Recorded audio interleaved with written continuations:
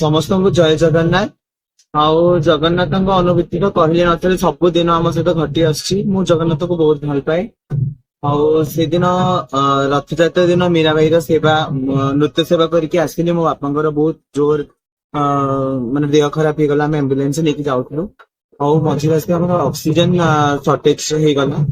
ସେ ଭିତରେ ନୟାଗଡ଼ ଠି ରଥ ଉପରେ ଜଗନ୍ନାଥ ବସିଛନ୍ତି। ମୋ ହାତ ଟେକିଥିଲି, ଜଗନ୍ନାଥ ତୁ ହିଁ ରକ୍ଷା କରିବୁ ବାପାଙ୍କୁ ବୋଲି। ଆଉ ସେ ପୁରା ମାନେ ମରଣ ସହିତ ପୁରା ଯେମିତି ମାନେ ମରଣ ସାମ୍ନାରେ ଅଛି। ଆଉ ସେ ପୁରା ପ୍ରାଣ ହିଁ ତ୍ୟାଗ ଦେଇଥାନ୍ତେ, ବଟ ଜଗନ୍ନାଥ ଏମିତି ମାଧ୍ୟମ କଲେ କି ଅକ୍ସିଜେନ ବି ଲାଗିଗଲା ଆଉ ସବୁ ଜିନିଷ ହେଇଗଲା। ଏତେ ଭିଡ ଭିତରେ ବି ଆମ୍ବୁଲାନ୍ସ ସମସ୍ତେ ଲୋକ ଛାଡିଦେଲେ ରାସ୍ତା। ଆଉ ବହୁତ ଭଲସେ ଟ୍ରିଟମେଣ୍ଟ ହେଇଗଲା। ଆଉ ଏବେ ମୋ ବାପା ଭଲ ସୁସ୍ଥ ସବଳ ଅଛନ୍ତି।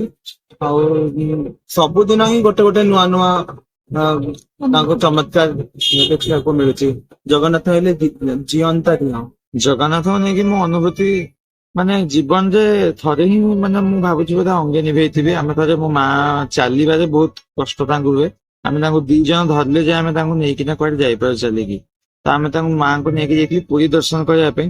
ସେଦିନ ରାତିରେ ଗହଳି ପାଇଁ ଆମେ ରାତିରେ ହିଁ ତାଙ୍କୁ ନେଇକି ଯାଉ। ରାତିରେ ଆମେ ଯଦି ନେଇକି ଗଲୁ 2 ଜଣ, ଆମେ 2 କାନ୍ଧ ଧରିକି ଗଲୁ ଦର୍ଶନ କରିବା ପାଇଁ।